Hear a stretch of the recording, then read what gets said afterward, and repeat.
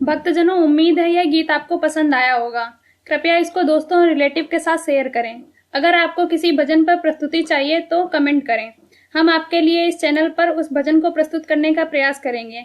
अगर आपने हमारे YouTube चैनल को सब्सक्राइब नहीं किया है तो तुरंत सब्सक्राइब करें और बेल आइकन दबाना बिल्कुल ना भूलें। धन्यवाद।